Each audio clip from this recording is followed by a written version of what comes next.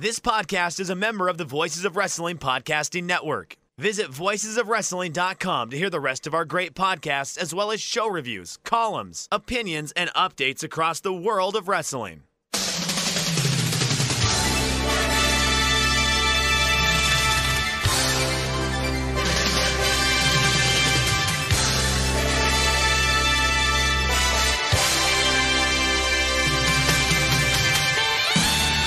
Hello everybody and welcome to the Super J Cast. I'm John Abraham, joined by Damon McDonald's. How are we doing this week, Damon? Great. We're washing our hands. We are distancing continually as we should, and watching a lot of classic pro wrestling. Getting through, right? But again, it feels like there's a little bit of a light at the end of the tunnel for all of us and most of us. Some things seem to be trying to at least come back. Some things are doing the right thing and staying away until the time is right. And we're all going to get through this together. That's what I like to say. We're here for you, Joel. I don't know if you know this, but we're here for you in this troubling time. I hear that one more time. Uncertain times. Oh my God, if I hear that one more time. Everyone. And then it's like, thank you, Ace Hardware. Shut the fuck up. Get out of here. Thank you, Ford, for being there for me. Yeah. No. If I could respond to these emails by spitting in the faces of the people who wrote them, I would. Oh, they're just all just carbon copy template. Like one person took the chance a little bit and wrote this, and then everyone just used the exact same language because they know it's super safe, and and they always have the heartwarming voice that tries to give you inspiration and hope, but yet gives you comfort at the same time. Ugh, go fuck yourself. I hate you. Yeah, we don't do that here on the Super J Cast. We don't give a fuck how the listeners are doing. I don't care. Right. Listen, we're struggling too here. We got our own problems. I don't give a shit. That's not true, though, Joel. We do care. We, for the most part. Right? No? It's a sliding scale, isn't it? You care about some more than others. Right, I'll give you that. That is the accurate statement. Some people, quite honestly, could fall off a cliff, and I don't think we'd shed a tear. Hey! How's everything out there in Hotel Land? It's good. We've explored some other options, possibly going back to Mali's hometown or renting somewhere outside of Bangkok or moving into a smaller apartment. And we just decided, nah, we're not going to do that because we like the hotel. Even though it's a bit more expensive, we just figured there's no point making our lives more difficult and miserable for the sake of, saving an extra $5 a day or something. It's not worth it, is it? And I think just the little things like being able to leave this room in a complete fucking mess and then go downstairs and get a coffee for an hour and then come back and they've cleaned it all up for us. It's little touches like that which make this difficult time a bit more easy to bear. And it's just little things make me laugh. Like I mentioned, these restaurants are now open up with social distancing restrictions. So me and Mali, if we go into one of these restaurants, we're not allowed to sit adjacent to each other or opposite each other because, we might spread the virus to each other. And it's like, you are aware that we live together. Right. We share a bed together every night, and making us sit diagonally from each other is probably not going to do much for that. But there you go. I don't know what I'm proposing here, that if they, special checks, like, if you live together, then you're allowed to sit next to you. But it wouldn't really work, would it? It does make you kiss. You have to kiss each other if you want to sit next to each other. Right. Please allow boob access. Okay, you can sit together. All right, granted. No boob access for me, Damon. No. The exclusive property of Esther. Oh no! Anytime, even if I try and give her, she's like, "Don't touch the boobs." Oh, you've lost complete boob access. I know. They were two of my favourite parts. Right. Of course they would be. Ah, that's terrible news. I didn't know that was part of the. Did you know that was going to be part of the deal? You didn't know that. No, yeah. I didn't. No one warned me of that. Why didn't anybody tell me? Why didn't any of the listeners say? Yeah, you do know about boob access is going to be taken away. IVF doctor didn't explain that. Right, we're about to go with the embryo transfer, but just before we do that, you are aware that the boobs are going to be off limits review. Whoa, okay, put that back in the freezer. Yeah. I didn't agree to this. Don't throw that thing out. Keep that in there. Oh, shit. Wow, that stinks. That is one thing. That is one wonderful perk of married life. It's like, and it works both ways, so let's be very clear. Just the idea of like, walking in the kitchen, grabbing yourself a beverage of some kind, just, turning around and grabbing a boob. That's great. Yeah. Yeah, I will say this, though. I am seeing them a lot more than I used to, because they're pretty much out all of the time, given the feeding on demand schedule. But, swings and roundabouts. I do what I can in these uncertain times. Do I got to get you a fleshlight? Forget the PlayStation. Good Lord. All right, there you go. There's your booby talk for the night. Brought to you by the Super J-Cast. All right, good. So again, everybody that I talk to, Joel, again, always wants to hear an update on how you're making out in the hotel. It is a crazy. Wait, sorry, hold on, back up there. They want to hear an update on how me and Mally are making out in the hotel. Well, I mean, how you doing? Like how? Okay, sorry, not how you making the phrasing of that. Well, being that we were on top. No, how things are going. Your situation, if everything is okay. So it is a hot topic, not only in this house, but elsewhere. So yes, everyone's concerned. Everyone wants you to be safe and sound. So that's why we do that each and every week, and I know our listeners appreciate that. Speaking of our listeners, Damon, how about that New Japan rap by Le John Ensman on Twitter, which I've retweeted on our Twitter? Pretty great work, no? I know. He did another one. He did one back in the day. And I'll pull back the curtain. Like, I'm always I'm always like on eggshells a little bit when it comes to that, because what if I don't like it? You know what I mean? I always think, what do I do if I don't like it? But I do. I think it's great. I think it was just creatively done, and I mean, it's not like he's shoehorning in rhymes, but he's making it work. I thought it was really great. Go out of your way to listen to that. I saw he got some love from, if I'm not mistaken, Kevin Kelly showed a little love for it as well. I thought it was a great job. He's a longtime listener, and I definitely appreciate that. And he gives us a little shout out at the end, right? So that was cool. I really enjoyed that. So he's a creative guy. I couldn't certainly do that. I can't even put two words together without a beat, let alone all that. Very old school style, wouldn't you say? A little. I heard a lot of 90s influence, wouldn't you say?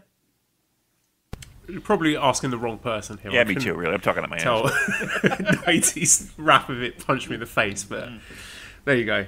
Good stuff. Speaking of audio treats to go in your ears, how about that most recent episode of Wrestling Omakase with one Joel Abraham joining our friend John Carroll? Yes, I did. I listened while I was doing keyword bid adjustments. Yes, it was a great episode as always. I think you guys have a very good chemistry. I think it's important, even for guests, that they have. They're not oil and water. It's got to be a good mix, and you got to know how to play off each other, and you got to know how to vibe off each other. I want to say, and it was good. And then you guys went into like the video games and shit, and oh my God, you have a lot in common. The '90s references. So listen, that's that. Maybe you should. You're gonna. Are you gonna? Is he gonna be the new WH Park? Is that what I'm trying to fucking get to? Is that where we're gonna be? You ain't going anywhere. I got news for you. No, I'm not going anywhere, Damon. You are my one true podcast co-host soulmate. Don't worry about that. Do I have booby access? Anytime. Right. Even photos. You want a sneaky photo of a bit of the old Joel Boob? You just say the words, and I'll Really? send it over to you. I see. Here's the thing. I don't want to ask for them. I just want them to just randomly come. Make my day. Make me smile. That's what I'll hold you to that. You know that what's going to come now when you least expect it. That's what I want. Those are my rules. I don't mind getting a random pick. Don't get me wrong. I think it's funny. But yeah, I know. I'm not asking. I just, if it comes, I acknowledge and move on. Good job. All right, good. I'm excited now. Now I got something to look forward to. Yeah, so if you want to hear me and John discussing a couple of classic New Japan matches, bit of DDT, bit of WWF ladder matches, Lucha Underground, anime, video games, then check out that episode, Wrestling Omakase. And all right, let's move into the big news then, which was a statement from Harold May talking about why New Japan Pro Wrestling haven't conducted empty arena matches. And just the one thing that stood out to me, David, is that he is doing this with strips of paper. He's got like a printout card of what looked like a PowerPoint slide, and he's ripping bits of paper that was stuck to the front of it. Like, could this man not get any technology? Could he not have it interspersed or split screen or something with the PowerPoint? Which, big company like New Japan, I guess the financial hit must have really done a number on them if they're not able to get graphics in that. But anyway, he talked about New Japan's decision not to do empty arena, basically to protect the health and safety of wrestlers and staff, their ability to use venues, because some venues won't allow them to do empty arena stuff, and a little something called corporate social responsibility. Imagine that, Damon. What? A wrestling industry leader having corporate social responsibility. Wow. It's mind-blowing, isn't it? Not something that you guys are probably used to in North America, but there you go. So he also made the point that wrestlers have a chance to rest and heal, which is something that we've discussed before and I think is really important, because these wrestlers have quite a hectic schedule, and for them to take a while to heal themselves, those long-term nagging injuries that you get with life on the road, I think is something that's understated. A little silver lining from all the crap that's going on at the moment. Also got a shout out for the wrestling-themed boxing briefs, which are helping keep them in the black. And spoke about the future. He said the first step will be empty arena only when the state of emergency restrictions have been lifted, the numbers of new coronavirus infections declines, and when matches can properly take place in a adequately disinfected and safe setting. So they'll start with matches, empty arena matches in Japan and the LA Dojo. Next step after that will be to begin welcoming fans to attend, which would require rigorous health checks for staff, fans subject to thermographic temperature checks, masks compulsory, venues disinfected, ventilated, and spaces between seats. Now, he didn't set out a time frame for this, which I think is smart. You don't want to make any promises about this. But what are your thoughts on this? Why do you think they came out with this statement now? And what do you think of the decision to agree to do empty arena matches? I'm glad that there was at least something, and it wasn't presented from the voice of a complete and utter madman, right? Harold, listen.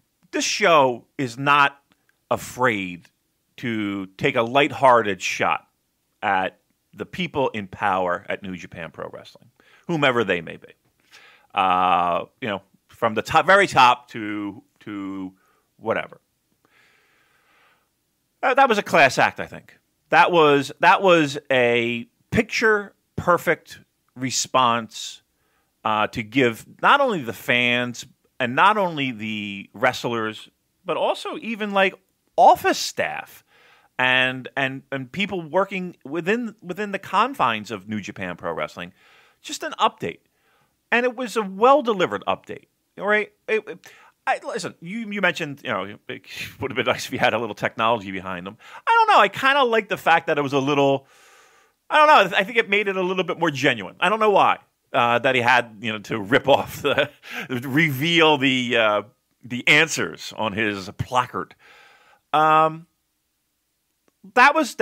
me, that was a leader. That was a person who showed tremendous leadership. And I'll go so far as to say I think New Japan has shown tremendous leadership throughout this whole entire thing. I think some of the reasoning behind why now is they do get a lot of questions about, well, why won't you guys run empty arena shows, and why aren't we hearing from you, and why aren't there plans in the mix to get this jump started? And I think he addressed all the reasons why, and all the reasons that sometimes, some of the reasons we knew and some of the reasons we speculated. But I think he put a nice bow on why we're not seeing them. And they were all the right reasons. First and foremost, the health and safety of everyone involved. Two, they want to come back, and they'll do so responsibly. Three, they have to work with the arenas. They don't have the luxury of owning a property that would be able to support. Now, again, they have the LA dojo, but what are you going to do there, right? It's in a fucking warehouse. It's not like it's the performance center. But I mean, I imagine they have quite a few wrestlers who work for them who are in the States at the moment, so they could probably put on a decent little show, or matches at least, with the people who are stranded over there. Yeah. I mean, correct me if I'm wrong, but I think Jay White lives over here, if I'm not mistaken. So, I mean, there's one big name that is a definite. And if they need someone to do commentary... Me? Yeah. I know. Damon's free. Give him a call. They wouldn't. I can't say they would never ask, but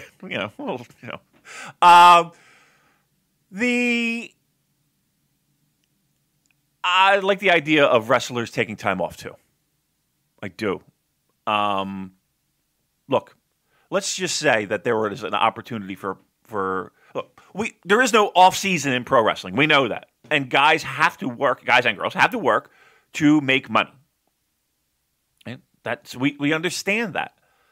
And they work, and that system breeds a world in which they work with injury all the time, every day. And to take off for 3 months is absurd to them.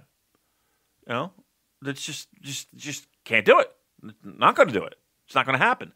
Not only not getting paid, but again, that whole idea of if I'm not here for 3 months, people are going to forget about me. I'm going to lose my spot, et cetera, et cetera, et cetera, et cetera. Everybody's shut down. You can't work anywhere. I mean, let me take that back. You could, okay. But even in some cases, you don't have to. But then again, in one case, you wink, wink, don't have to. But you get my point. They have nowhere to go. They have nowhere to. No one's going to force their hand to make bad decisions. That's what I'm trying to say. They have to sit home and rest and recoup and exercise and train and clear their heads and step away from it from a little bit and again rest their weary bones. It's a good thing. There is a little tiny bit of silver lining in this pro wrestling thing being shut down. I mean, again, I'm saying this with companies hanging on by their fingernails financially. But if there is a tiny, tiny little sliver, we're forcing people who would never take time off to heal. And I think that is a great thing, to be honest with you. Do you think that empty arena matches is a necessary step before they can allow fans in?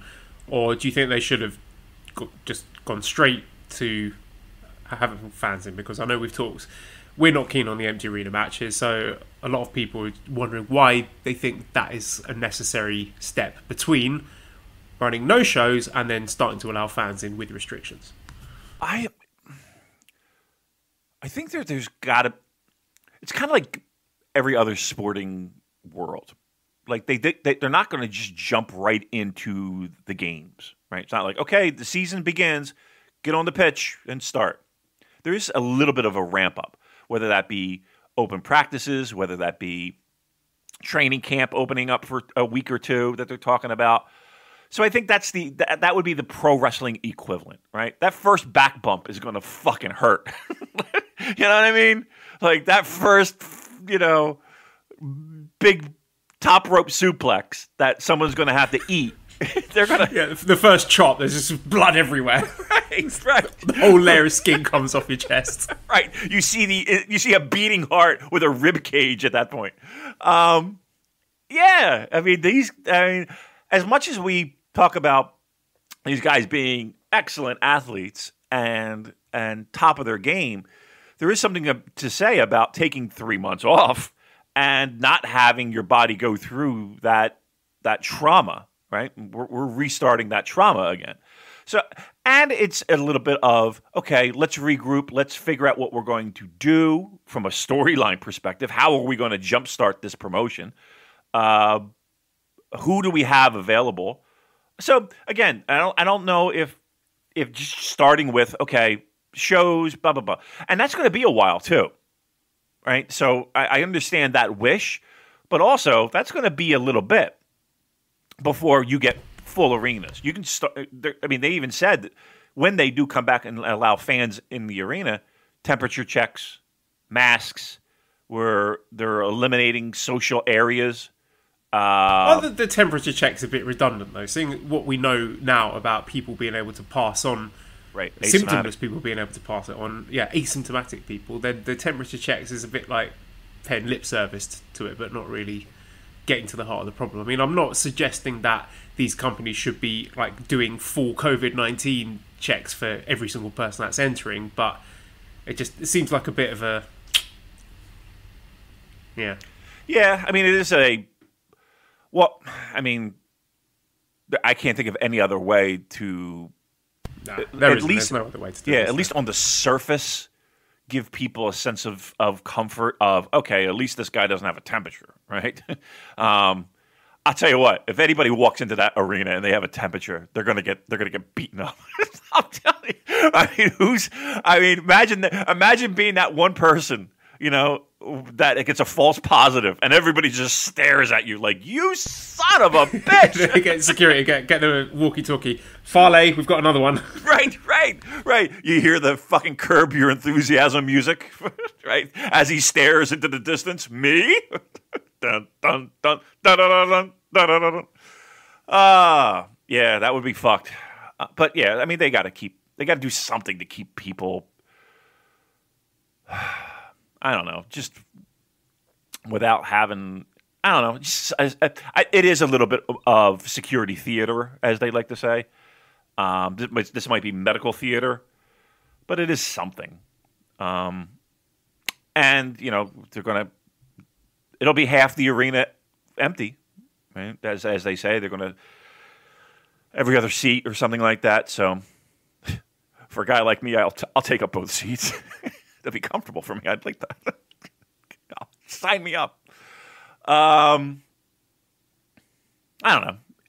Look, I think the empty arena thing is more for them than us. But it is something to kind of whet our palate when it comes to it. I don't want to see a weekly empty arena, but a show or two be an empty arena. I don't think I have that much of a problem with it. Just to grease the wheels. It doesn't have to be a big show. It doesn't have to be every star. It could be like a Row 2 kind of show. Yeah. Yep. Absolutely. And why not? Let's do it. And just for context, apparently the Japanese government has said if there's a week with no more than 70 new cases, they will lift the emergency declaration in Tokyo. We had Jojo Remy giving us a bit of information because he lives there. And he said that Chiba Prefecture, which is right next to Tokyo, had no new cases for the first time in 45 days. So it does look like things are getting a bit better. So there you go. That's the criteria they need to satisfy in order to have that emergency declaration lifted. So who knows? We might be getting the empty arena shows sooner than we might think, which would be nice.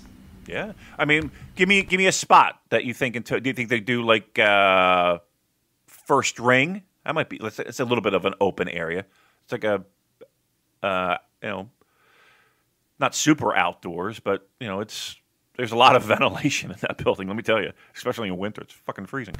The same place that they did the Suzuki Pirate Festival thing when they the Okada match in the rain. Yeah, well, I mean, they could do it there too. Yeah. So yeah, I mean, they have options. They'll figure something out. Ganryujima Yeah, Another island death match. That's what we said. Didn't we say that from the jump?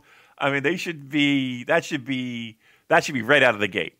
Island death match. Fucking make that happen. Have that be like the empty arena equivalent. Wouldn't that be awesome? Having that be that. I think people would I would lose take their that shit. Definitely. Yeah. I mean, you could actually have real matches and have a storyline based around it instead of fucking. All right, we're in an empty warehouse.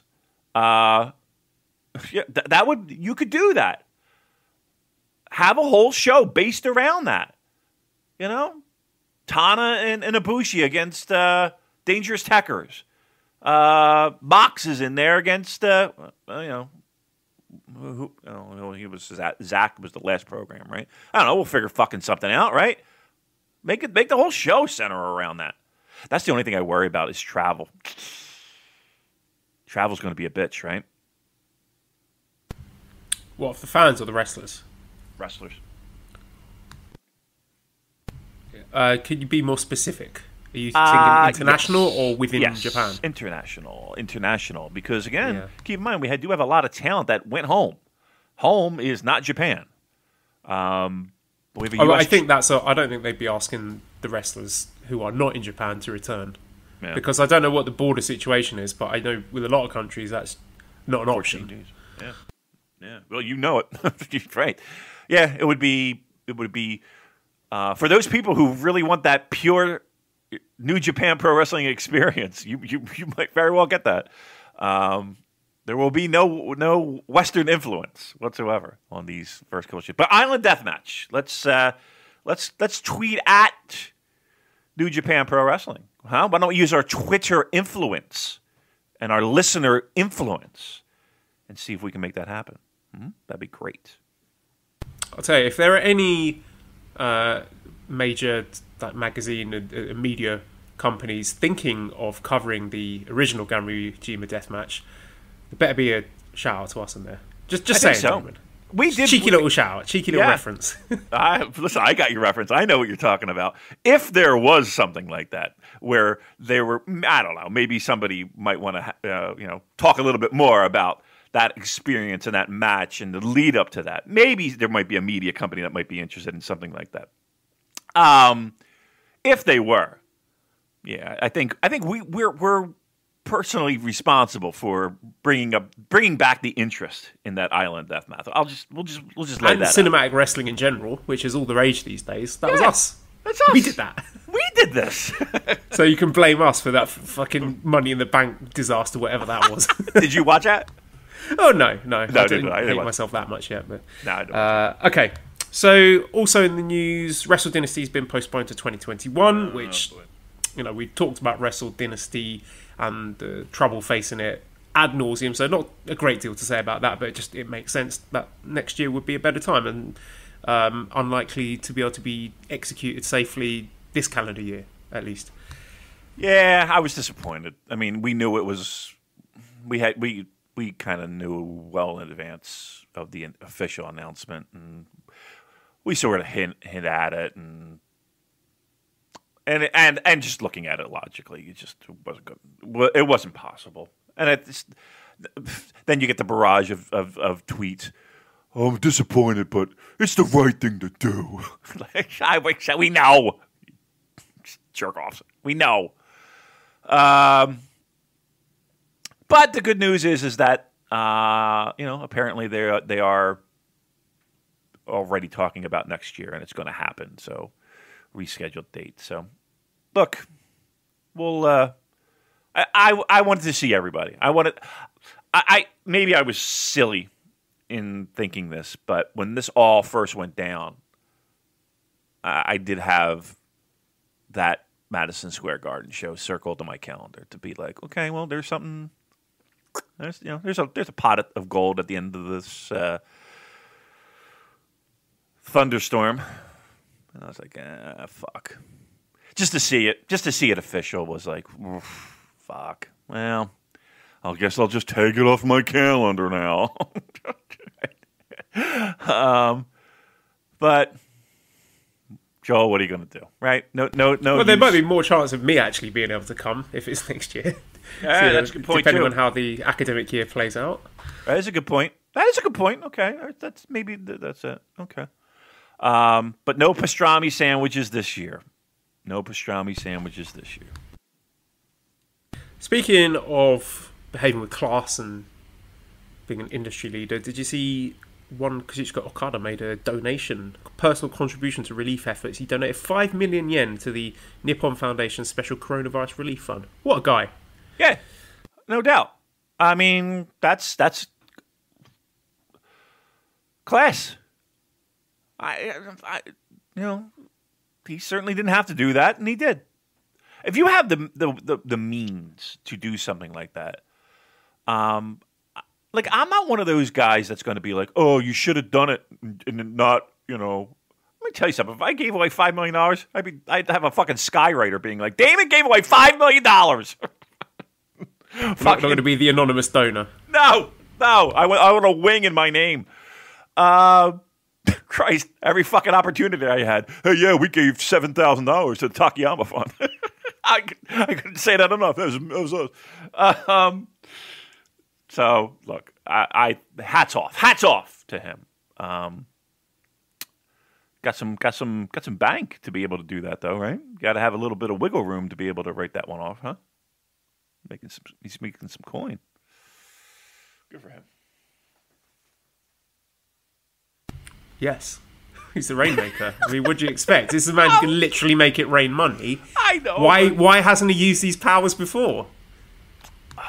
Maybe he has. Maybe he has anonymously donated, and maybe. I hope when he made the donation that he went there in person. So got in his car or whatever and drove over to the Nippon Foundation's Coronavirus Relief Fund charity headquarters and in full wrestling gear and extended his arms and made Okada dollars just like fly everywhere, and then just walked out.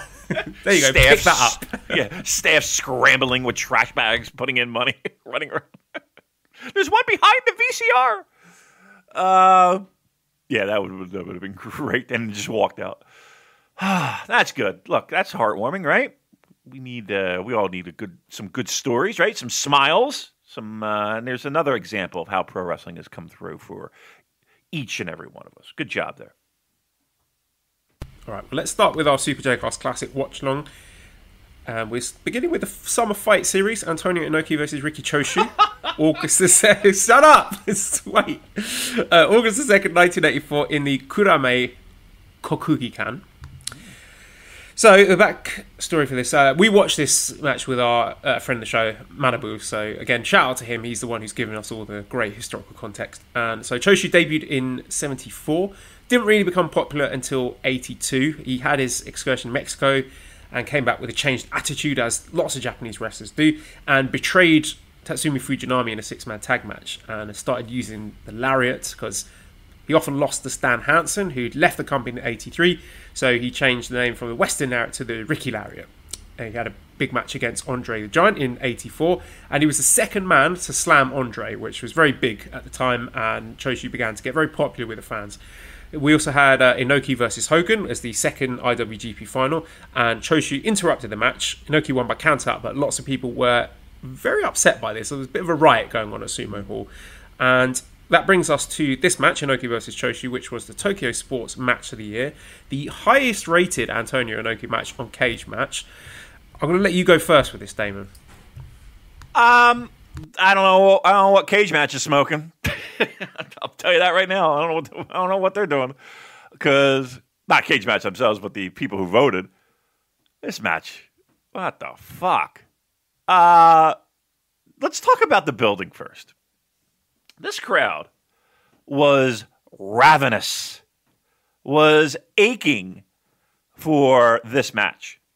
And it felt like they were just sitting on the edge of their seats, waiting for a big explosion, right?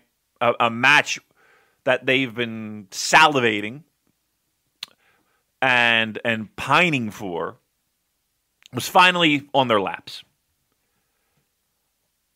Holy crap. And look, I'm not going to sit here and tell you that I think in a match like this, I'm pretty confident, and I don't know, and I've never talked to either of these two gentlemen, but I'll bet the house that it's Inoki that's laying out this match. This had Inoki blueprint written all over it. Joel, we made a comment. We were, at least 15 minutes, 20 minutes into this match? And it wasn't like I looked at the scroll bar and we had another 45 minutes to go. These two motherfuckers didn't take one bump. Not a bump. This was on the ground, grabbing a hold forever. And when you wait for that, okay, here's where it picks up. Boy, it would pick up for like a millisecond and then back to the hold. I don't know what you're talking about with a no bump. A question from Elliot. What about the big clothesline spot, the big lariat? Elliot wrote in to say, did Inoki always duck away from taking big clotheslines like he did in this match? At times he looked like a little like the guy on top who didn't want to look too vulnerable. Yeah. Look, Inoki made his... See, that was part of the thing that I never really understood. Because that match felt to me was living proof of a guy who constantly lived in fear of his position. It felt like he was in the so Inoki again and the company as a whole. Pro wrestling #1, best fighting methodology. Give me a mixed martial artist, I'll kick his ass. Give me a boxer, I'll fucking hand his ass to him. Give me a guy who fucking wrestles alligators, I'll beat him. Give me Taekwondo guy, I'll beat him. All right? And now he gets in the ring, he's in there with Riki Choshu. And it felt to me like, and Riki Choshu, I wouldn't be surprised, was a guy who was very influential and probably wanted to be a little bit of a bigger star than he already was. And how easy would it have been for him to kind of take, I don't know, not liberties with Inoki, but to, make sure he got his shit in, make sure it looked good, make sure that, he might not be selling too much for Inoki, just wanted to make it look, that he was the quote-unquote better man in a match like this. And Inoki, oh my God, it felt like he needed him to be on the ground. As a safe spot to not have that shit go down. It looked like he was a man fearful of, if something goes wrong, I'm going to be exposed as a boob, speaking of boob, and this is all going to fucking unravel. Right? Because Choshu was red hot. Yeah, that clothesline. I mean, he basically turned around to take that fucking clothesline, right? like he took it on his back shoulder blade, didn't he? Yeah, he just sort of turned around, took the impact of the lariat on his shoulders, and then just kind of fell to his knees. Right. I mean, did you get that vibe at all of Inoki intentionally sandbagging this match? Yes, to an extent, but I'm going to keep that in my locker to give you my full-form thoughts on the match. Okay. I thought this match was a massive disappointment. As I was watching it, I was like, do I ever remember watching this match? And I don't. I don't ever remember seeing this match. That doesn't mean I didn't watch it. I just don't remember seeing it. Because it is one of those matches where you're just like, that's it? And the fans, you could tell. The fans are hyped for this match.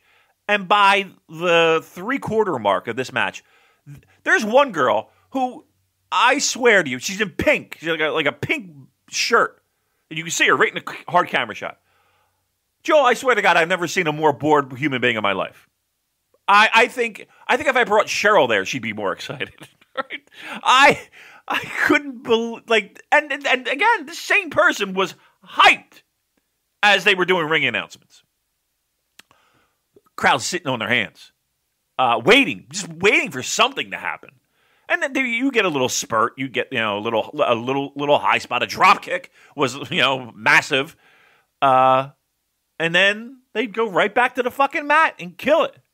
I don't know shit all, but it felt like Inoki was sandbagging this one. It really did. It really felt that way to me. I could be dead wrong, but this match could have been so much more, Joel.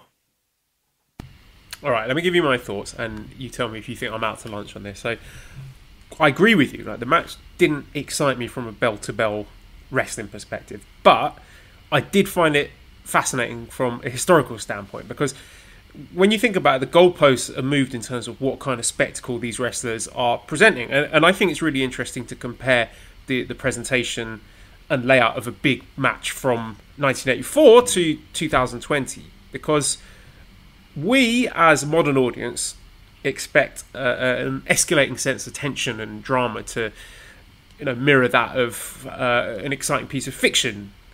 Maybe some ebbs and flows in the narrative, but essentially, we're conditioned to matches that start off slow and work through the gears and lead to a breathless climax. Like a movie or a book. Like, we expect a piece of well-told fiction, but in the 1980s audience, they're not expecting fiction. They think this is real. Like, this is the year the first UWF was started, and as such, the layout of the match more mirrors like that of a long MMA match, even though this is obviously more than a decade before MMA even began to take over in popularity.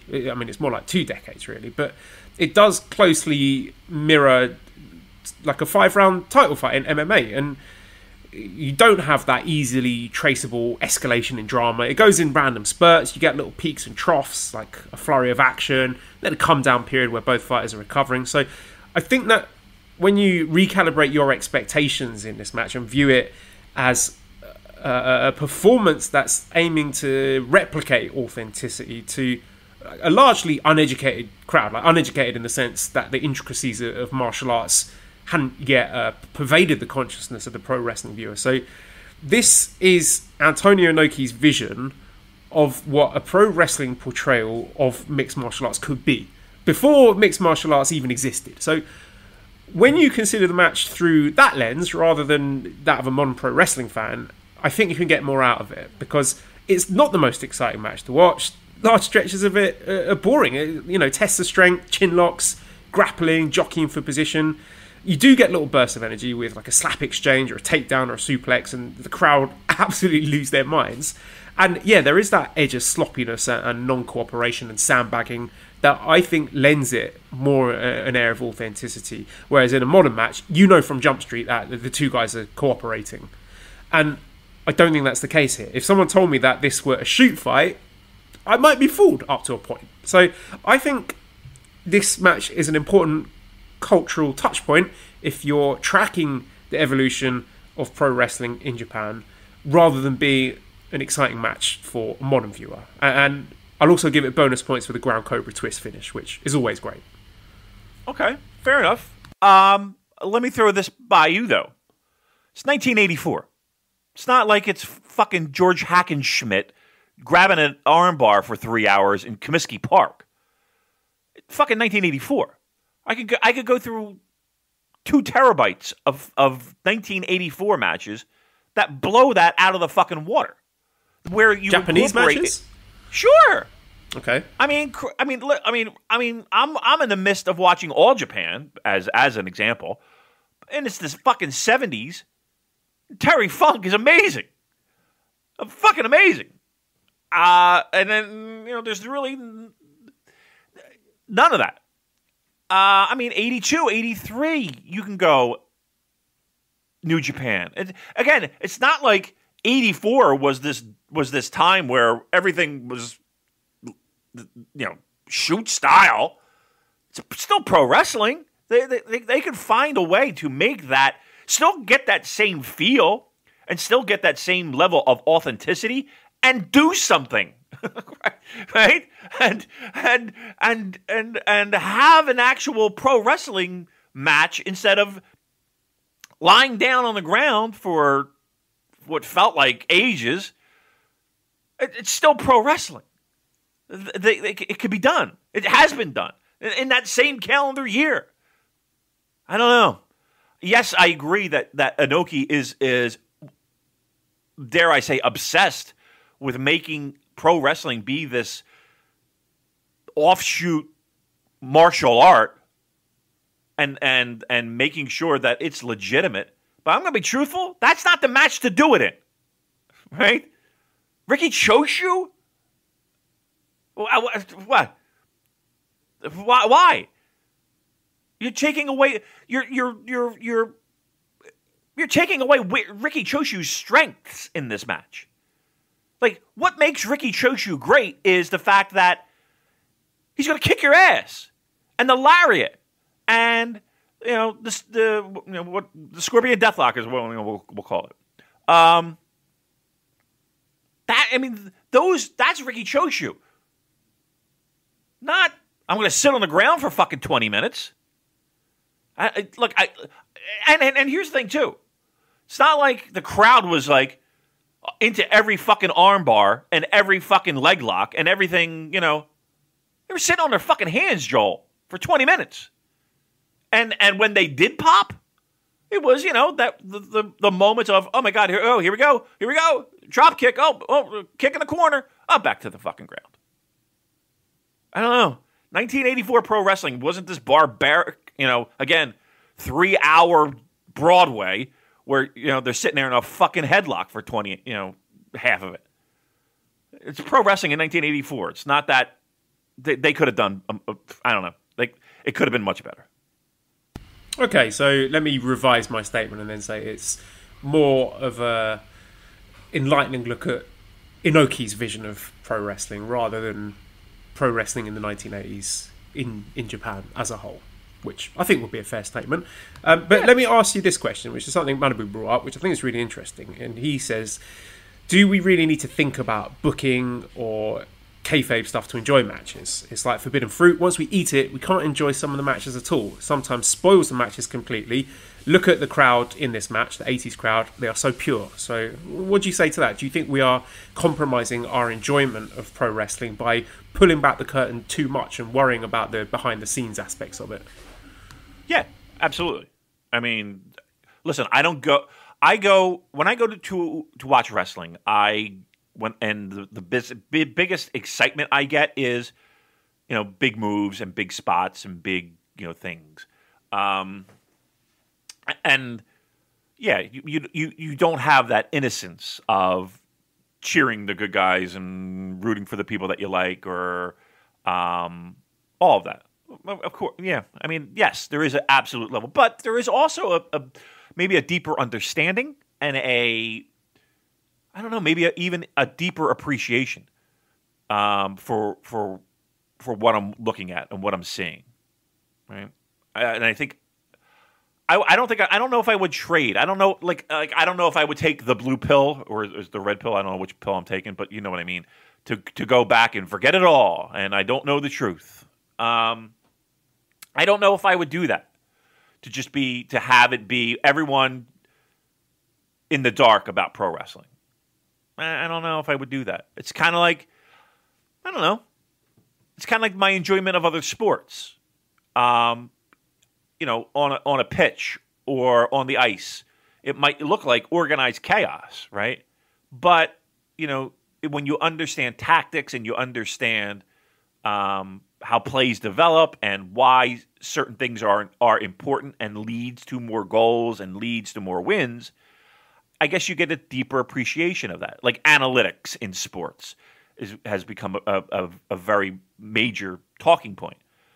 And whether that's really an accurate representation, those numbers that say, okay, puck possession is an important stat, or carry-ins into a defensive zone is an important thing, or ball possession, or those type of things. Do they equate to goals and do they equate to wins? Like, I like that, so I can geek out on that kind of shit. And I kind of feel like pro wrestling the same way. If I feel something along those lines, I don't know. I get a little bit of a deeper appreciation and understanding, as opposed to cheer the good guys and boo the bad guys and then go home. I don't know. But I will say this: in that same breath, there is something magic, and I get it, because the one thing that I always remember being a kid, like being a small kid, is like getting my first album. My first album was Kiss Alive 2, and looking at the album cover and just listening to the music on my record player, and just looking at, you didn't know who the fuck Paul Stanley was or Ace Frehley, but you saw these fucking guys in makeup and costumes and the stage with the lights, and like your mind wanders and just dreams of what is that like? Like I couldn't go to YouTube and be like, oh, let me check out a Kiss concert and see what it's about. No. Oh, let me get on Spotify and listen to every fucking song that they ever create. No. So there is that sense of discovery and imagination, and what does Gene Simmons fucking do? Does he go to a restaurant like that? How does he, all of that goes involved with pro wrestling, right? That you do lose. So maybe I'm talking myself out of it. I don't know. I think I'm 60-40. I'll keep it the way it is. I think if the story and the match is good enough, then I will. That suspension of disbelief will be there, and I will be able to enjoy it for what it is, as like a pure fan. Like, for example, you sat next to me in the Tokyo Dome on January 5th as we were watching Okada Naito, and the culmination of this 2-year, well, longer than that, but for me, being in attendance, 2-year story, since I sat there at Wrestle Kingdom 12 and seeing it again Wrestle Kingdom 14, and I was completely absorbed in the story. I wasn't thinking about booking decisions or match layout or anything like that. I was just sitting there thinking, I want Naito to win, and losing my mind when he's climbing up to the top rope. So even though we have gone down that rabbit hole of discussing and dissecting this business in excruciating detail, I think if it's good enough, then we do lose ourselves in the product like that, which I think is a wonderful thing. I agree with that 100%. Good pro wrestling, you can lose that, or at least turn that off for a little bit. Yes, I 100% agree with that, yes. Let's move on to the next match, which is the Best of the Super Juniors 4 final. El Samurai versus Koji Kanemoto from June the 5th, 1997 in Nippon Budokan. So, Best of the Super Juniors was first called Top of the Super Juniors in 1988. In 89 and 90 it wasn't held. In 91 it was the second Top of the Juniors because of Liger. And then in 1994 it was renamed Best of the Super Juniors. So, looking at this year, 1997, Pride 1 was held in October. There was a big Nobuhiko Takada versus Hickson Gracie match in the Tokyo Dome. Huge moment for Japanese combat sports. And this, I guess, is the moment where pro wrestling started to lose popularity in favour of mixed martial arts. Now, if we actually look at this match within the context of the show, it's quite an interesting one because it's a really stacked card. I'm going to open it up. So we've got opening match, Kendo Kashin against Kazuyuki Fujita. We've got an 8-man tag as a third match. Jericho, Dr. Wagner Jr., Gran Naniwa, and Jushin Thunder Liger defeating Hanzo Nakajima, Shinjiro Otani, Tatsuhiko Takaiwa, Yoshihiro Tajiri. Singles match, Tiger King against Kuniaki Kobayashi. We have this Best of the Super Juniors final is actually third from the top. So after this Best of the Super Juniors final, there were two more matches. There was the IWGP Tag Team title match between the Bull Powers of Manabu Nakanishi and Satoshi Kojima against NWO Japan. That's Masahiro Chono and NWO Sting. And then a main event with an IWGP Heavyweight title match with Shinya Hashimoto and Keiji Muto. So it was like the Best of the Super Juniors hadn't built up enough cachet with the fans where it could main event a big show like this. The fact that it's third from the top and they put these other attractions above it speaks to you about where the division and the tournament and these wrestlers were placed at the time. So if we look at the blocks for this Best of the Super Juniors, Block A, we got Kanemoto, Liger, Takaiwa, Gran Naniwa, Dr. Wagner Jr., Doc Dean and Chavo Guerrero Jr. And then B block, we got El Samurai, Shinjiro Otani, Chris Jericho, Hanzo Nakajima, Yoshihiro Tajiri, Scorpio Jr. and Robbie Brookside from famously British wrestler there. So we've got a nice mix here. We've got a few wrestlers from Big Japan, Michinoku Pro, we've got some from Mexico. Like, there's a real international flavour here to this tournament. And in this match itself, it's pretty cool seeing them all at ringside. Like, the camera pans over and you're like, hey, there's Chris Jericho. Oh, there's Chavo Guerrero. So Kanemoto is the third Tiger Mask after Sayama and Misawa, and the El Samurai is a guy who was by all accounts viewed as solid worker. Maybe not so popular, like the second or the third guy. Liger was obviously the top dog in the division at the time. I think he was holding the 8 belts at the time, because a while ago we discussed Ultimo Dragon against Great Sasuke, and then Liger beat Ultimo after that for the 8 belts. So talk to us a bit about this match, like what your memories were of it at the time, and your thoughts on the two wrestlers involved, about El Samurai and Koji Kanemoto, please. I always loved both, and I will always say that there is like a period of time where you had that entire mix of people, and maybe even you would throw in like a Benoit or a Dean Malenko or somebody along those lines, and those junior tag matches were always really fucking great. Always look forward to them. And it kind of started in that era, 97, I guess we're in right now. All in that general. You might go back a year or two, go up a year or two. All those junior tag matches are something that are really, I always enjoyed them. I loved El Samurai because El Samurai had a little bit of a dinginess to him, maybe. It was just something that appealed to me. I don't know if it was his lankiness, almost like I don't want to say a Jake Roberts type body, but he just had a weird junior look, if that makes any sense. And I don't know of a guy who has his mask ripped off more than El Samurai. I think every single big match of his winds up with him wearing half a fucking mask and his face exposed. And I always wonder, just take off the fucking mask at this point. Everybody, it's gotten ridiculous with you, with that fucking mask hanging off your head after every big match. This one felt a little weird, this time period, because to me, I don't, not to say that El Samurai wasn't a good choice to win this. Kanemoto was I don't know, felt like he would be a guy I would point to kind of win that year. It kind of felt like a tweener year, like they were trying to develop new junior stars, yet at the same time they still had all these guys that could still go, mind you, but were maybe a little bit too high in the mix. I don't know. I thought El Samurai was a weird choice to win this. I don't know. I thought the match was good. I didn't think the match was great. I thought probably the last 5, right, was really good. The way that El Samurai put him away, though. Like, this dude hit like 4 finishers in a row. And I promise you, when he hit that 4th one, it was, he hit that shit from the top rope, that, kind of reverse DDT thing, neck breaker thing. And then he hits this face plant. I'm thinking to myself, if this motherfucker kicks out after these 4 moves, this is the absolute mark of where pro wrestling hit the downward spiral of kicking out of big moves. But luckily he didn't. Got the fucking pin. I would say this match is a good match.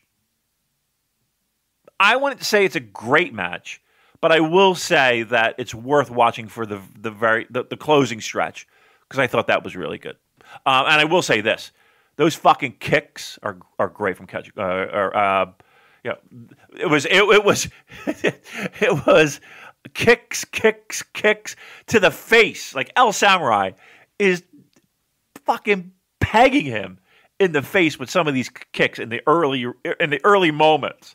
That I think it was one of them was a sliding drop kick. Was it? He has him draped in the corner, upside down, and El Samurai just tees off right in the mush, and it felt like, oh, okay, that's the end of that. It looked like that hurt, and then continual kicks to the face after that. I was like, ease up on him, for Christ's sake.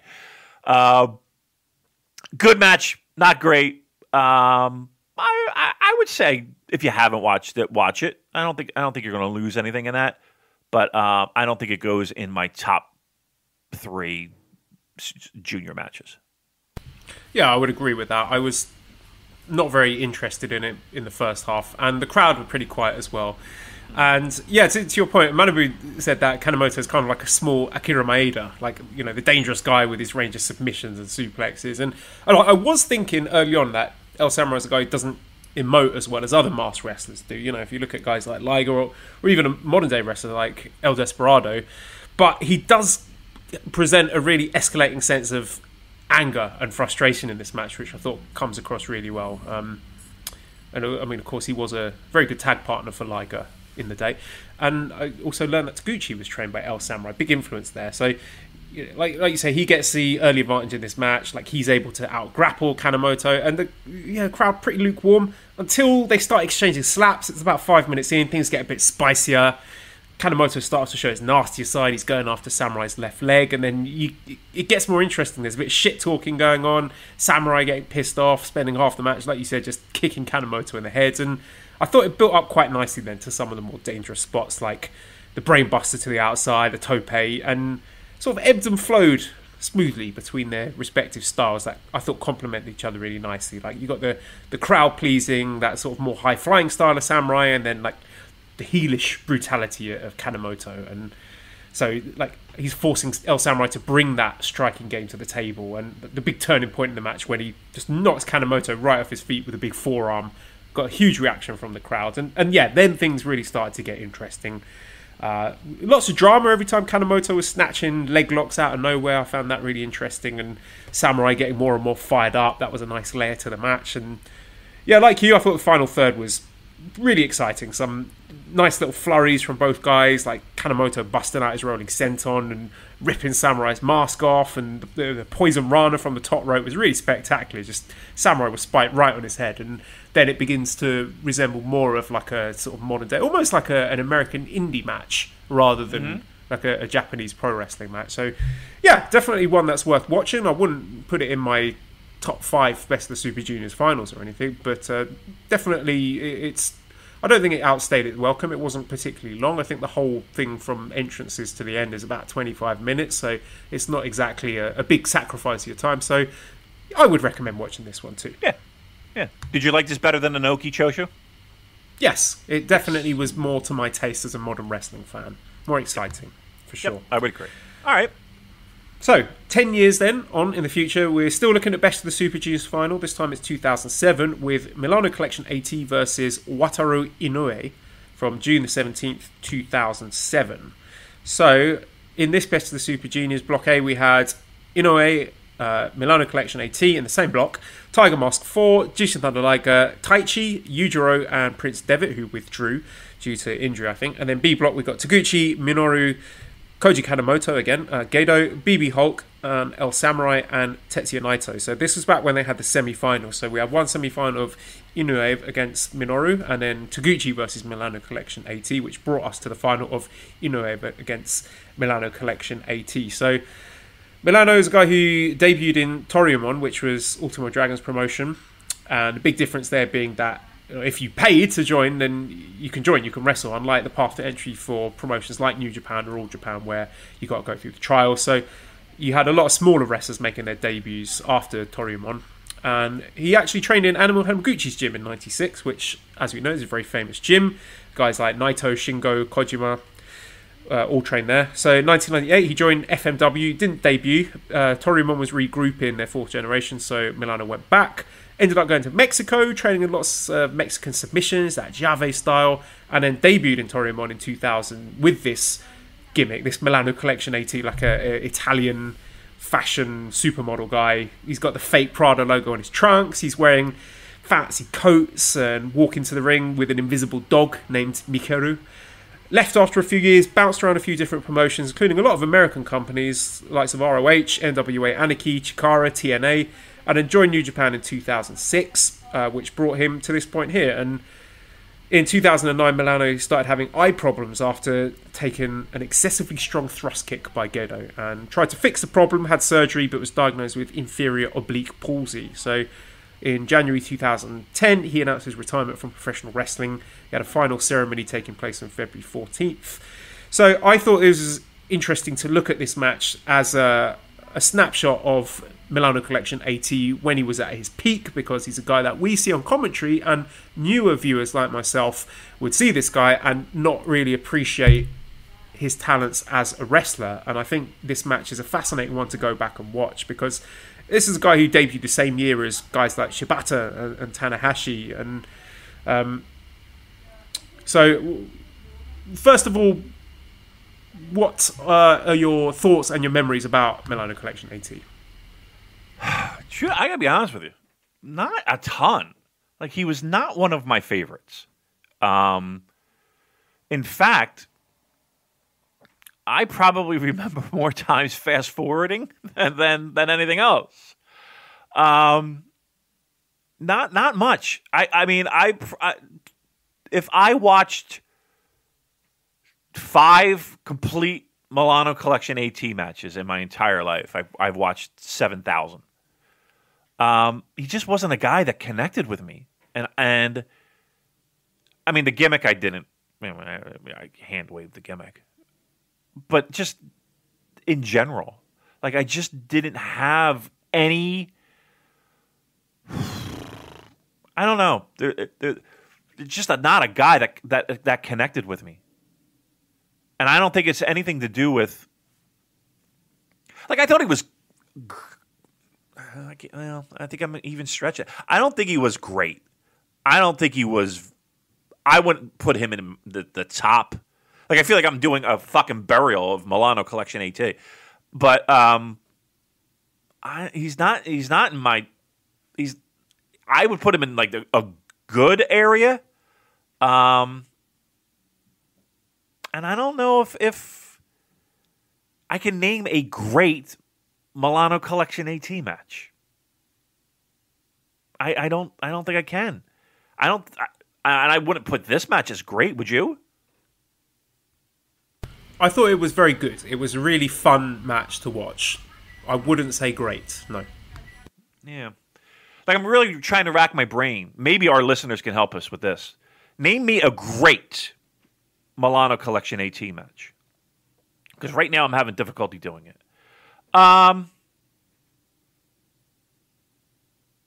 So I mean, legit, that's my recollection of Milano Collection AT. And I hate that. Like, I wish I had more to bring to the table. But he really wasn't a guy that I was, I can't even say remotely interested in. He just wasn't a guy that was on my radar back in the day. And it did nothing to connect with me. I hate to say it. I hate for that to be my answer, but that's my answer. It's my honest answer. And how about Inoue? This guy made his debut for New Japan in 1999. He was with Sekigun at first, and then joined Liger's Control Terrorism Unit in the second half of 2005. Became known for his physical toughness after surviving a brutal brainbuster from Devitt in a match with Taguchi and Minoru as their partners. And had some hurt, didn't he? Yeah, he bled. He was bleeding from his eyebrow, but he still got the submission victory for himself and his mentor Kanemoto. So a little link to the previous match there. Guy who, I don't know if it's fair to say, given the underachieving loser moniker from others, had his excursion in Mexico, came back, had his sights set on Taguchi, had some junior heavyweight title matches with some upgraded moves, captured his first junior title against Taguchi, and then vacated it after he graduated to the heavyweight division. It was one day after winning the Best of the Super Juniors tournament. But then after he moved to heavyweight, he struggled in the division, didn't find much success, joined the Blue Justice Army, and had some tag team success. He won the IWGP Tag Team Championship with Yuji Nagata.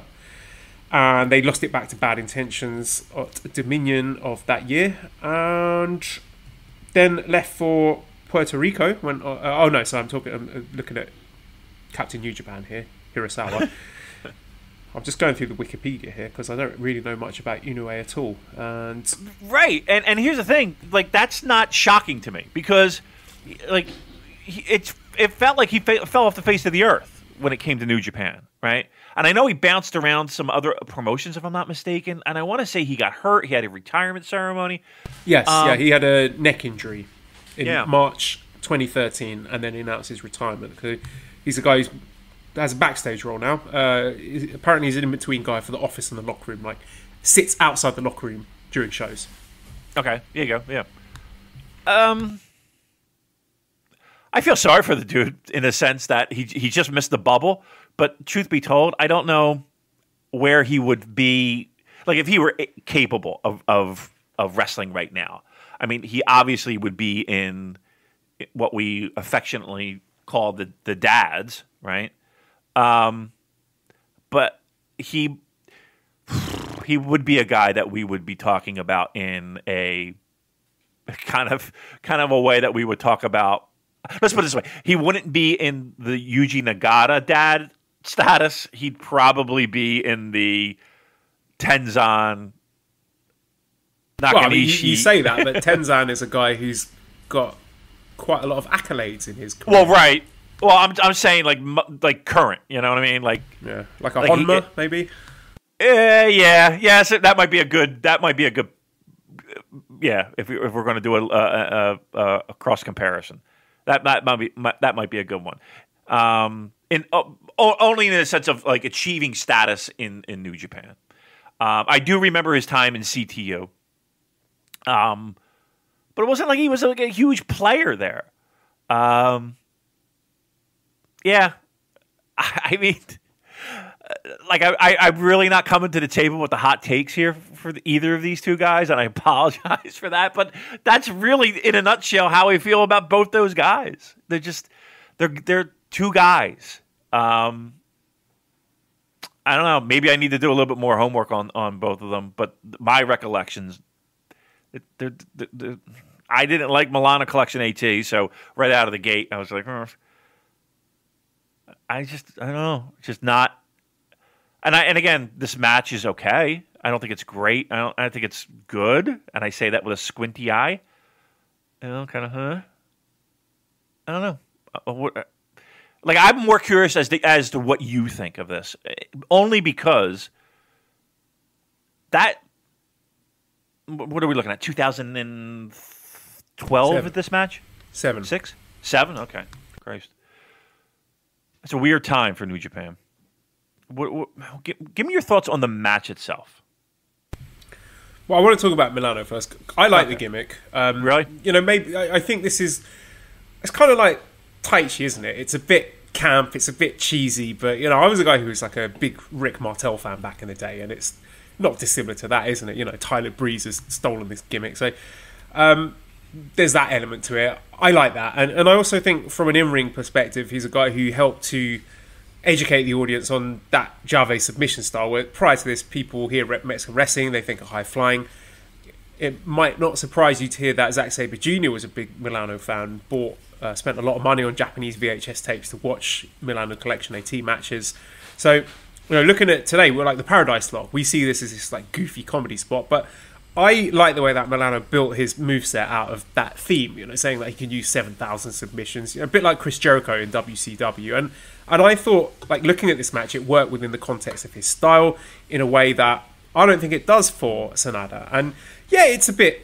It's fun. I don't think it's a huge main event gimmick that was going to lead the guy to IWGP heavyweight titles, but it was a fun watch, and you know that's the key word here. You know, even the move names, I like it. You know, Emporio, Armani Shoe Exchange, Italian Revolution, Vittorio Milanese. It was an enjoyable match to watch. I think he's a fun wrestler to watch. Quite unique from, you know, the gimmick to his in-ring work. I thought he delivered well in the big spot here. So my take on him, watching him, you know, 13 years later, is I think a talented wrestler, but during the dark era, so perhaps didn't get the praise and exposure that he might have got if he were wrestling with this sort of gimmick today. Do you think? Can you understand why he would do nothing for me? Yeah, absolutely, because it's, you know, just, as with Taichi, it took him a while to win you over, and that was based on the strength of his wrestling rather than the gimmick. Whereas I like a, you know, camper, cheesier gimmick than you do traditionally. Yeah, I would agree with that. Where would you put this match on the list of the matches that we watched this week on the Rewind? Where would you rank this? It's definitely better than Inoki Choshu. I enjoyed it more than that. It's probably on par with the Samurai Kanemoto match. Maybe slightly behind it, because I thought the Kanemoto Samurai match was better in the closing stretch. Right. But this one was more consistently entertaining for me. Okay. All right. I was more disappointed with Inoki Choshu, with what it could be. I didn't have a lot of expectations in this match. And I thought that they were averagely met. Let's put it that way. Right. Look, again, I wholeheartedly admit that I probably went into it with a little bit more of it's a Milano Collection 18 match. I was never a big fan. It was okay. It was okay. I don't want this to be burial of Milano Collection 18. He just wasn't for me. He might connect with somebody else who enjoys a different style or a different presentation. It just wasn't for me. Let's move on to our fourth match then, which was the IWGP Heavyweight Championship, Kazuchika Okada versus Naomichi Marufuji, 10th of October 2016 at Tokyo Ryogoku Kokugikan.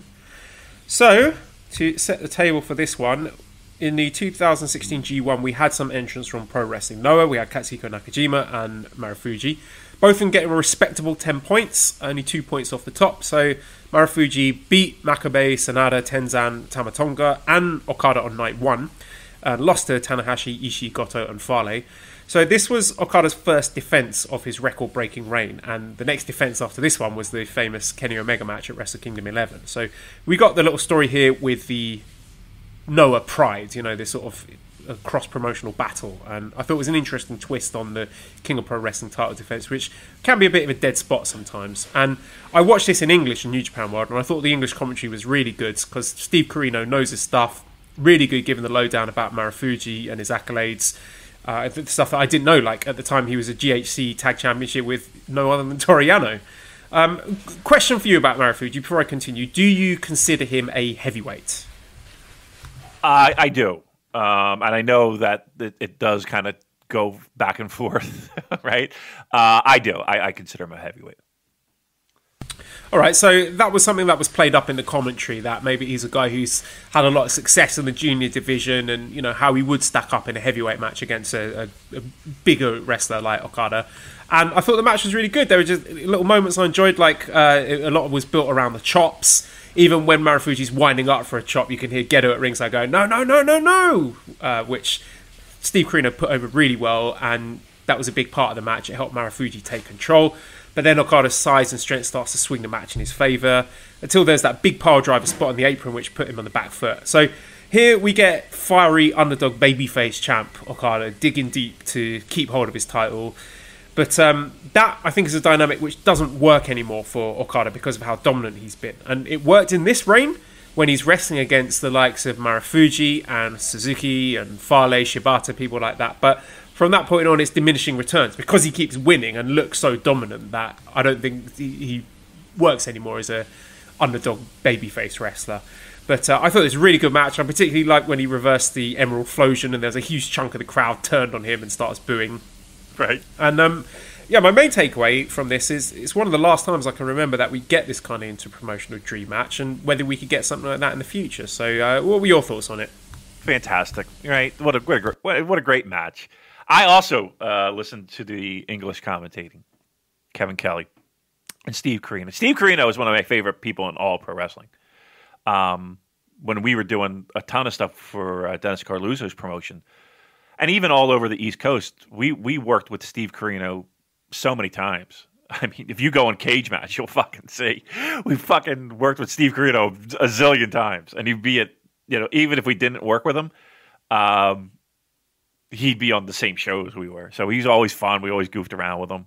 He was best man at Mike Keener's wedding, ECW ref. Remember that? So he's a fun dude. I saw, and when I heard his voice, I was like, I remember him and Kevin Kelly. And I actually remember talking about this match on Purecast. It's like, for me, this match, especially now in these trying times, is a real nice remembrance of what we're longing for. What a great match. Fucking Marufuji. People talk about his chops all the time. Those fucking cannons that he throws, that just a whip, should I say. And he just has that fucking snap to it that just turns a chest into minced meat. Also, those kicks are spot on. Like, there's not a kick that he throws that doesn't look like he's taken out 5 fucking teeth. And the knees as well. The knees are spectacular. Oh, aren't they? Just and I got to be honest, fucking Kevin Kelly was on point the closing stretch. He helped sell that match, and all the Noah guys that were at ringside, given that sense of hope of, holy shit. I mean, the idea at that time, we all knew that there was that working relationship that New Japan had with Noah, which was pretty good.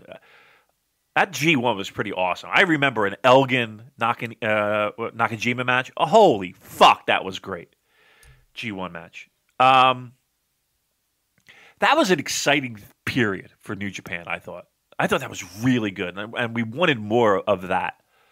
And the thought that here's Okada, here's Marufuji, beats Okada, gets a pinfall. Here's his shot at the IWGP Heavyweight Championship. And the idea of him winning and going to the Dome and Noah, right? You know what I mean? Noah headlining the Dome was such a fun fucking thing for what, just like you said, can easily be a throwaway main event spot.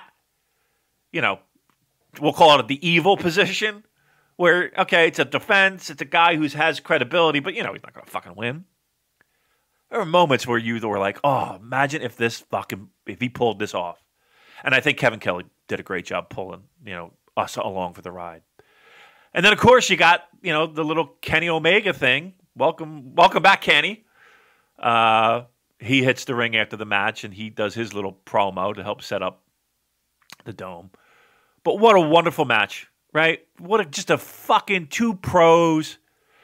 Obviously, this was my favorite match of the rewatch. It just brought back great memories, right? It brought back why we miss this fucking promotion so much, why we ache for it to return. It felt good. It like at the same time, it felt great, but it also felt like, I can't wait for you to come back. I can't wait to see you again. Because that match was magic, and I thought, I need more of that. I need more of that now. Yeah, definitely. And this was from right before I started watching New Japan, so it's a nice little precursor to where I jumped in at Wrestle Kingdom 11 and seeing the table set for what, by all accounts, is a game-changing show for New Japan Pro Wrestling. So a great one to go back and watch. Tremendous fun. All right, well, let's go on to some questions then. Let me jump on the Discord and see what we've got, which I should have done before, but there you go. Why not? Come on. Come on. No Jacob questions? All right, let's wrap it up. Jacob says, what Best of Super Juniors final is your favourite? Super Juniors final? Yeah.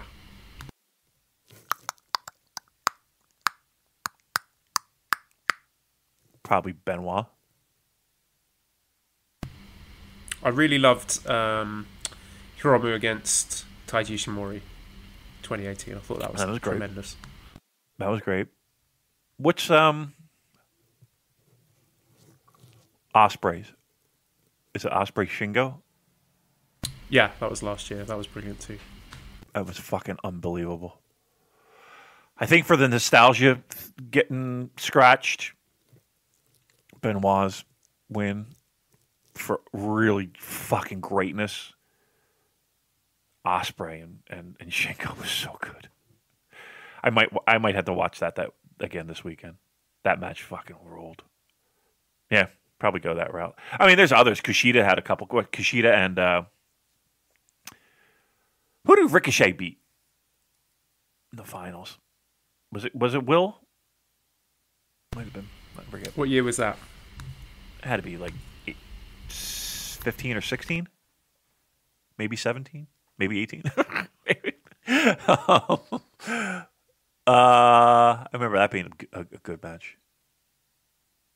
Kushida had a few. Yeah, but off the top of my head, those are the ones that will stick with me forever. Benoit's win and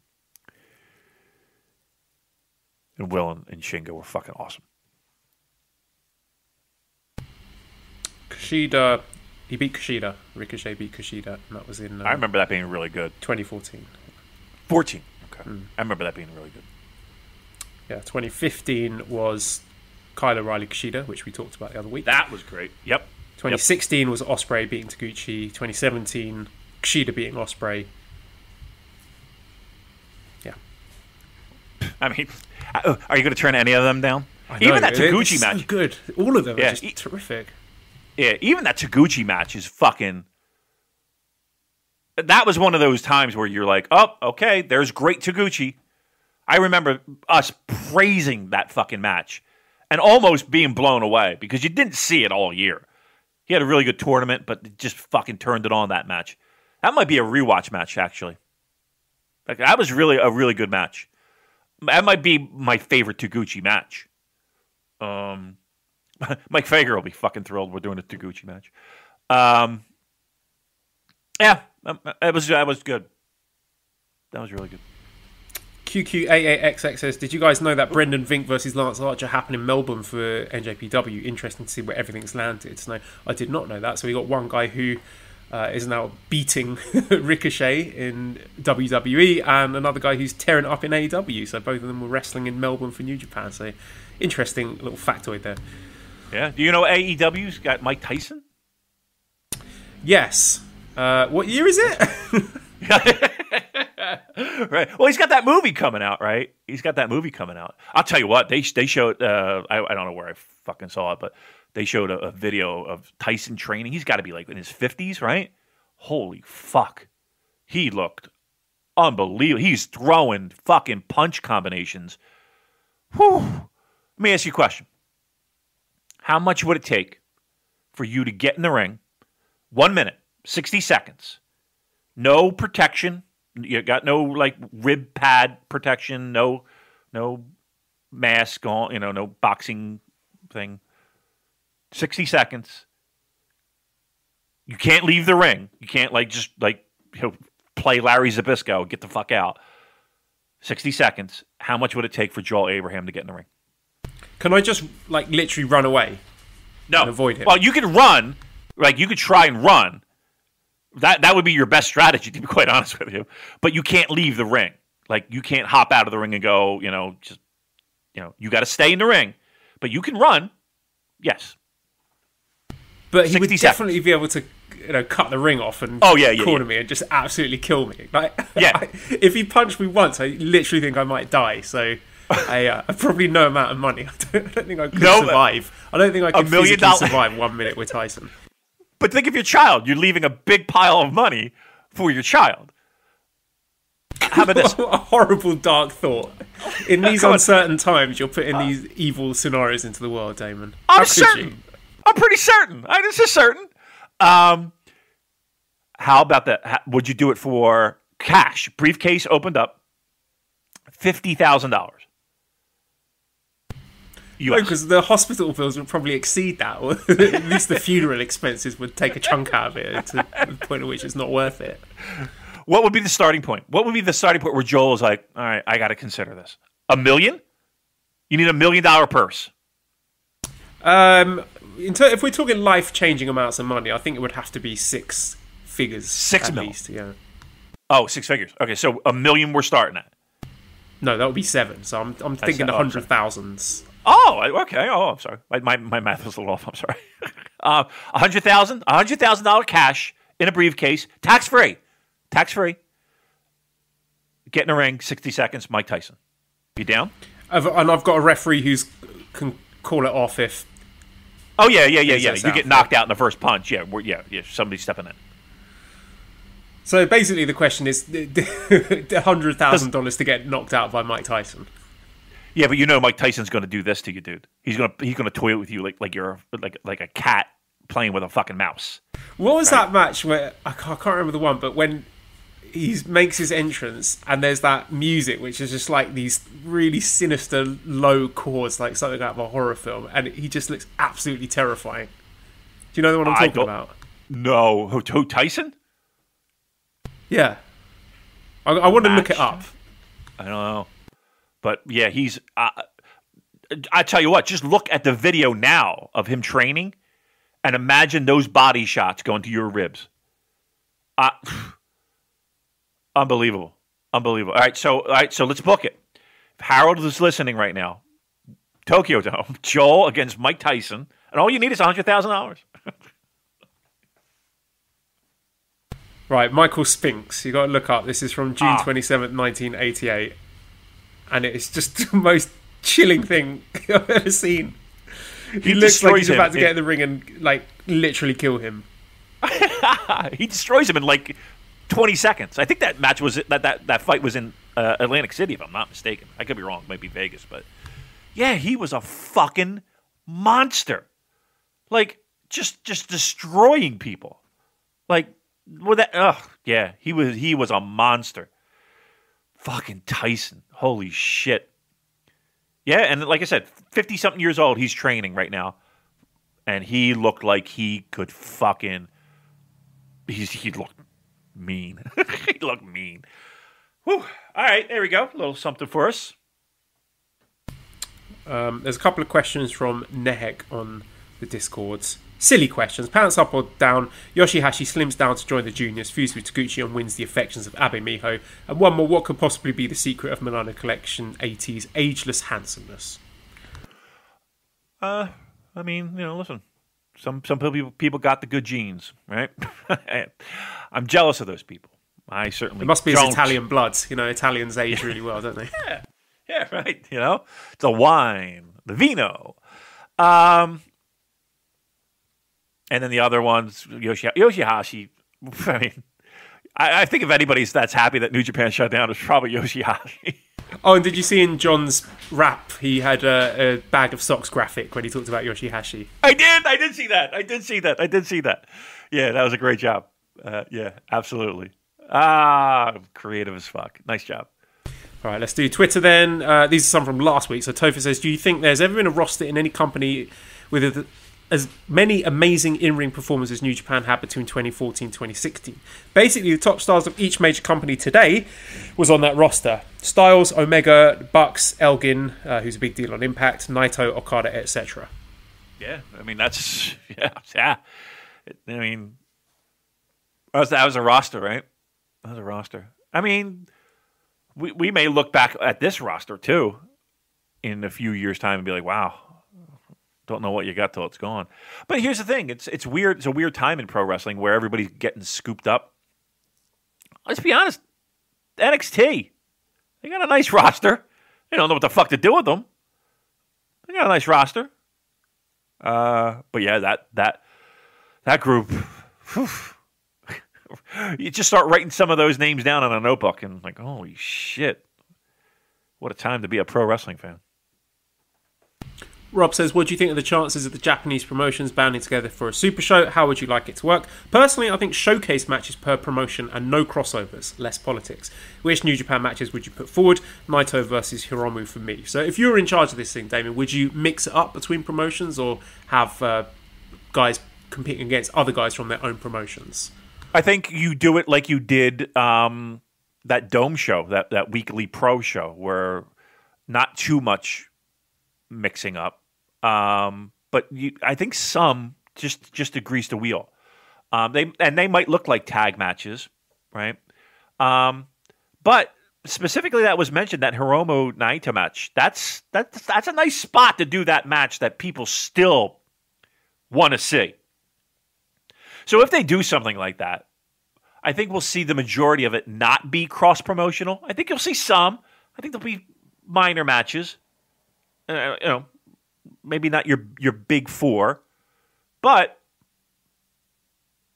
wouldn't that be a nice spot for Naito and Hiromu? They got to do that match. Yeah, you can't just forget about it. People were heartbroken when that was off the table. Right. And if we're going to do something like that, a little cross-promotional thing, get everybody back on their feet again. What is it? High tide raises all boats, right? Get everybody kind of jump-started, get everybody interested, maybe get some eyeballs on a product that might not have as many eyeballs as another. I think fans would come out in droves. I think it's a good start. I think it's a nice start. You could do that. I'm in on that idea. I don't know the logistics of it, but you mean to tell me Big Japan, who fucking had to do a GoFundMe or crowdsourcing for money to keep them afloat, wouldn't be all in on that idea? Right? You don't think All Japan's like, okay, so where do I sign for that? I mean, let's be honest. If I say let's be honest one more time, just fucking shoot me. But New Japan is the monkey wrench in that one. We know that, right? right. Do we want to be involved in with other promotions? I don't think it would be a bad idea. They've done it before. What's the big deal? I say do it. Do it, Harold. All right, our next question, sticking with the boxing. Chris says, are either of you two into boxing? And if so, who do you think will eventually unify all the belts? It's a tough question. I think, based off the last couple of fights, you picked Tyson Fury, but I don't know if Wilder's actually a bit pants, so it's hard to say. Then again, he did beat Klitschko when he was genuinely at the top, so I would say Fury. I don't know. You a fan of modern boxing, Damon? Maybe not modern, but I do have somewhat of a minor fascination with, and again, it might be just a nostalgia itch, but like Sugar Ray Leonard. I was watching a documentary on, speaking of documentaries, we were talking a bunch of documentaries with some friends, Joel involved in that as well, who passed along some recommendations. I was watching a documentary on Roberto Duran, the boxer, and I found that to be fascinating. Him and his fights with Thomas Hearns and Sugar Ray Leonard and Marvin Hagler, and that whole era was pretty fucking cool. I think it's called I Am Duran, actually. And I got excited because I thought it was about Duran at first, but it wasn't, obviously. Yes, I would say go out of your way to catch that because I thought that was really good. Couple of Music Damon questions. Kid Kilowatt says, what do you think about my favourite band of all time, Guided by Voices? And Daryl says, have you gotten into the band Cast from Liverpool, headed by John Power from the LA's? There isn't a bad track on their debut album. If you haven't, please check them out. So thoughts on Guided by Voices and Cast. I love Cast. They do a song called All Right it's in constant rotation on a playlist. Yeah, very good. They do another song too. What's the other song that they did that I really like? Yes, I definitely know Cast. And I am definitely a fan. So good job there. Guided by Voices. I'm trying to think. They do that song Bulldog Skin, if I'm not mistaken, right? That was probably their biggest hit in the States. Can't really say I've dug too deeper into Guided by Voices, but I am familiar with them. But yeah, Cast is, I definitely like Cast a lot. Raphael says, should Bushiroad or Cyber Agent buy Newcastle United just to stave off the WWE Saudi axis of evil? Yeah, I would really prefer it if Newcastle weren't bought by Saudis, but just throw them in the pile with other big football teams that are owned by billionaire powerhouses that we can no longer compete with. So just one more place down the table will slide in the future. Oh, how's the season looking? They're talking about coming back soon, right? Yeah, Operation Restart, I think it's called. So they're looking at the German Bundesliga, which is reopening, and this weekend, right? Yeah, obviously there's going to be ups and downs with that, and there's news coming out of Brighton and Hove Albion that a few of their players are down with the virus as well. So I just don't want to see it. If it were up to me, I'd just cancel the whole thing and start again next season from scratch. But if it's on TV, will I watch it? Yeah, I want to see how Arsenal do, and watching it sort of from a morbid curiosity standpoint, like what this weird, behind closed doors football thing might look like. But would it impact the game itself? Like, you could watch a game like that. Like, I think pro wrestling needs fans because they're doing things to get reaction from a crowd. Football, it's going to be football, right? At the end, I think the crowd reaction helps it and makes a lot of special moments, but it doesn't depend on the crowd in order to function like pro wrestling does. Yeah, I gotta be honest with you. I don't want to hear you chanting. Keep it quiet. You'd have a good time going to the Arsenal stadium then. Really? Pretty silent there? Good. I like that. Keep it down. I don't need all the singing, all the chanting. I just want to watch a fucking game. I don't want to sing. Christ almighty. All right. There's Damon the American waving his flag. Imagine you at the stadium. Shh! Sit down! Yeah, keep it down, please. Oh dear. Okay, we've got a lot of questions from this week. We might have to save them until next week. Let's do one of them. Keeping it strong style. The boys over there asking, what's more impactful to the future success or lack thereof for New Japan? Riki Choshu jumping ship to go to All Japan, or Akira Maeda shoot kick on Choshu? When Riki left, that was impactful, more for All Japan than I would say a loss for New Japan, because what Choshu did was he brought the fire to All Japan. I don't know if you were in on the conversation that we had over the weekend. I was talking about Terry Funk on our watch along, and we were kind of going back and forth. And he Manabu wasn't really into the style of 70s, and he was more of a New Japan guy. I felt like Choshu brought the fire to All Japan during that time. And helped elevate games of like Jumbo and Tenru and all those guys. The kick is a monumental. I mean, you think about the lineage of the kick. And that shoe kick, Maeda on Choshu.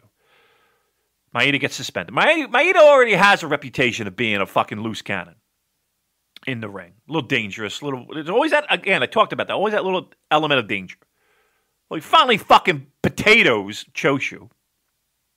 Gets suspended. They don't renew his contract. Starts UWF. Kids, that's the beginning of mixed martial arts. I saw somebody tweet something hilarious, and I captured the tweet. It's still on my phone today.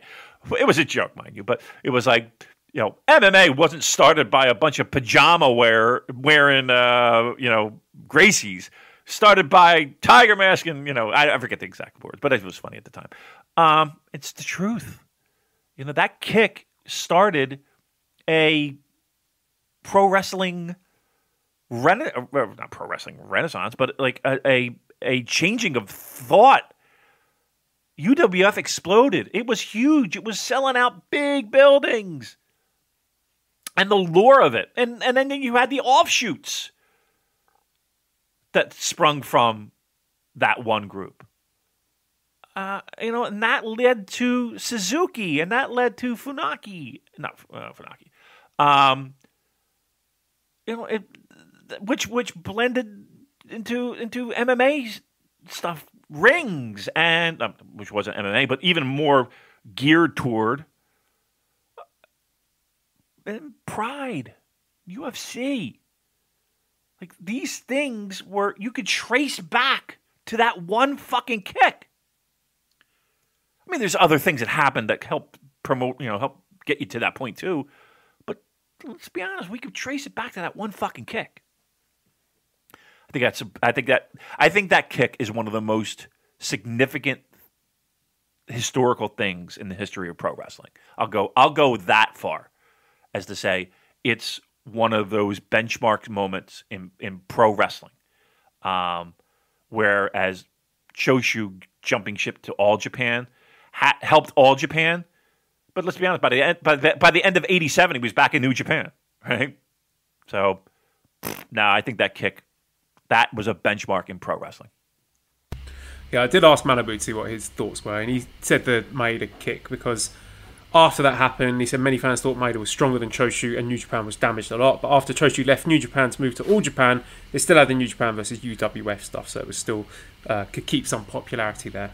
I'll tell you what, that would be an interesting deep dive of anyone making a documentary to look at that shoot kick and how it changed the landscape of things in Japan.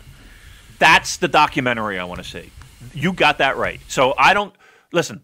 I think Dark Side of the Ring is a pretty great watch, and I like the other documentaries that we see. The Kenny Omega one I saw. I mean, that was good. Maybe they do a Death Island match one too. Who knows? Somebody does. Get on that. You trace back MMA, UFC bought Pride. And there's a lot of discussion about MMA in our Discord, by the way, FYI.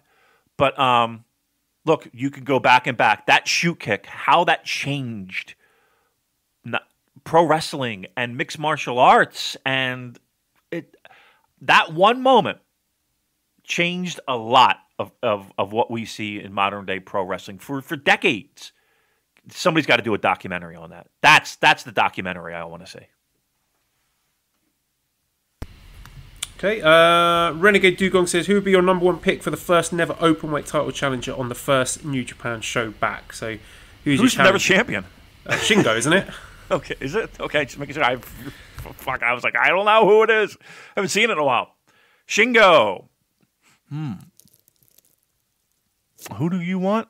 You know what I want? I'll give you one. And if we're starting back and we're starting back slow, we're not going to start back super hot.